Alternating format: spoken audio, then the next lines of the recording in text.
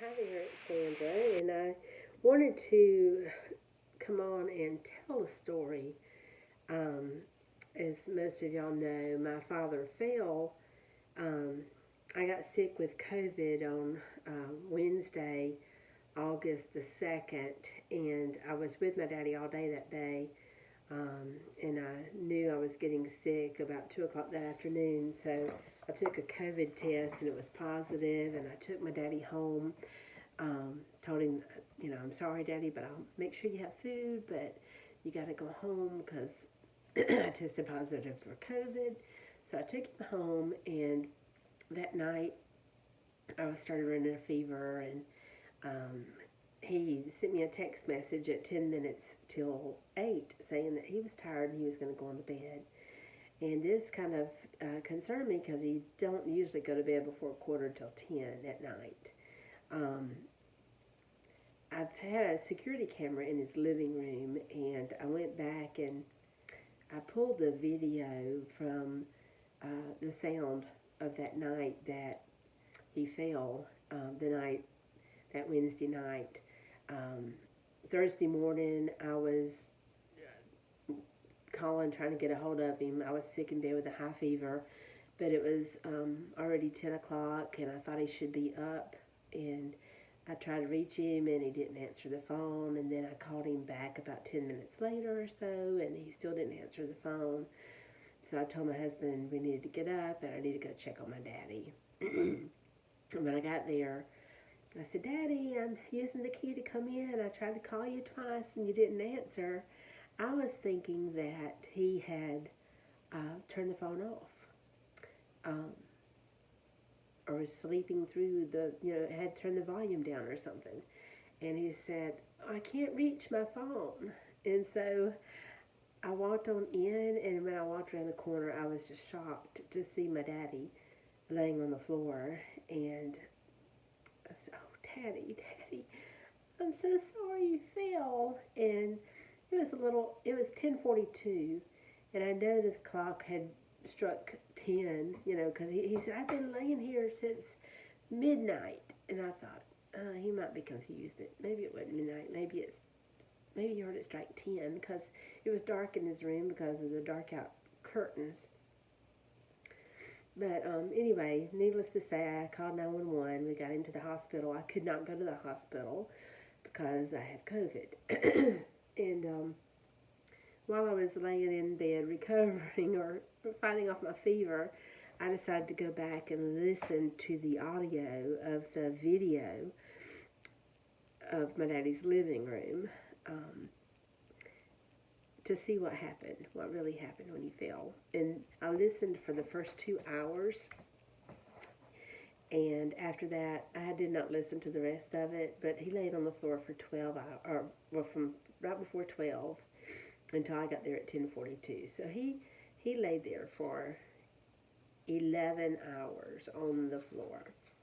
And this is a story that I wrote whenever I was listening to the first 2 hours of what I heard in his apartment over the security video. It's Friday, August the 4th, midnight. I am just now listening to the security audio from the night of my daddy's fall. My last 48 hours has been filled with illness for myself, with making phone calls during the day to check up on my daddy.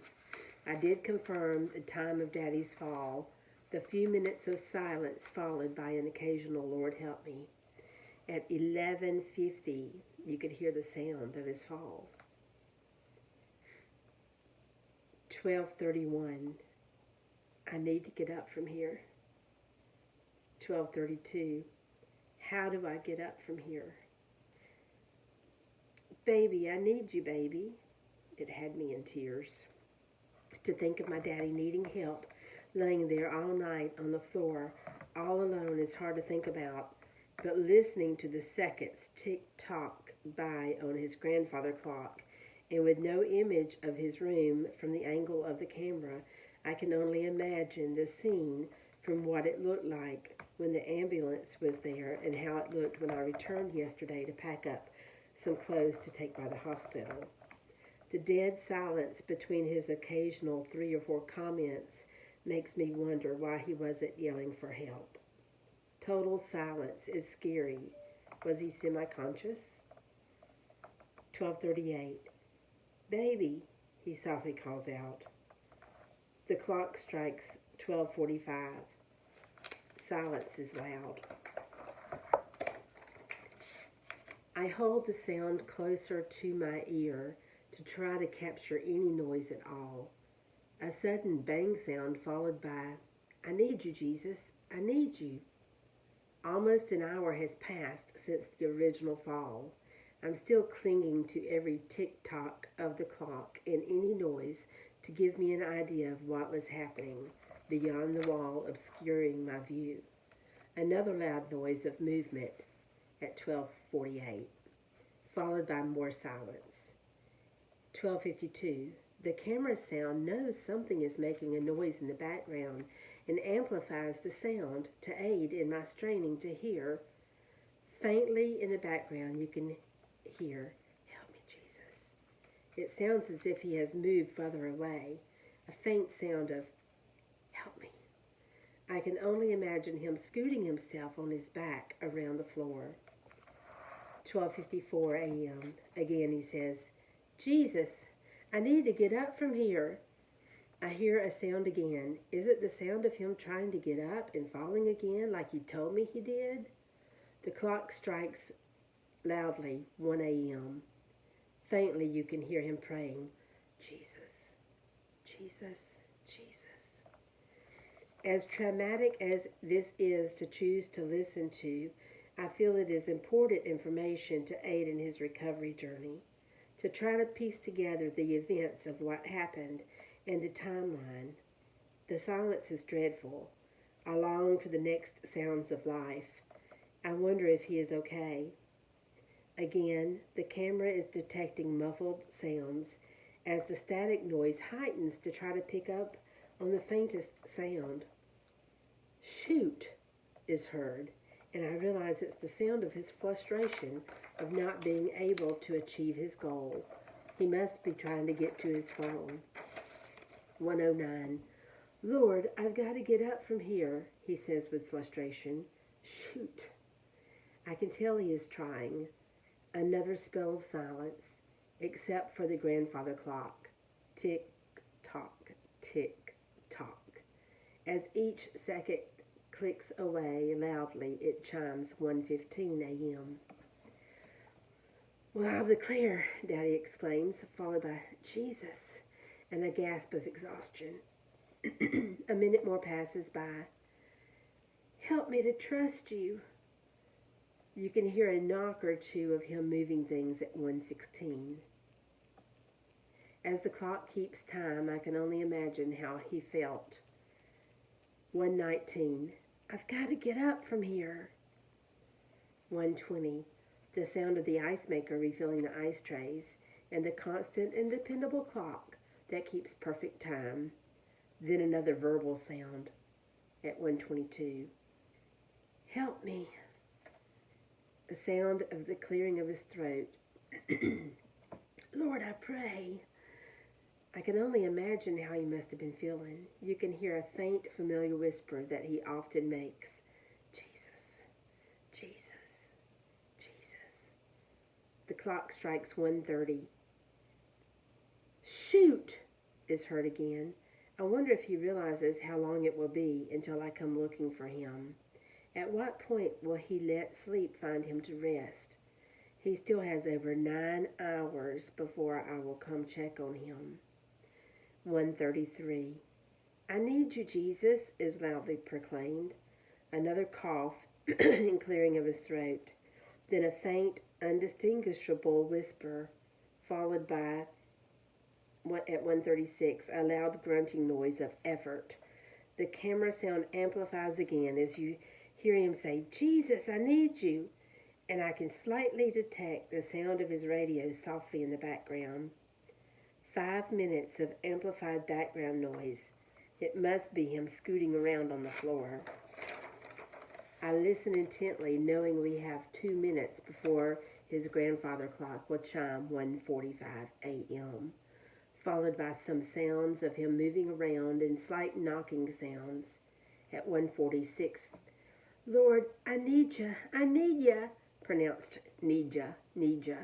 "I need ya, I need ya, Jesus." Then in frustration, "Shoot!"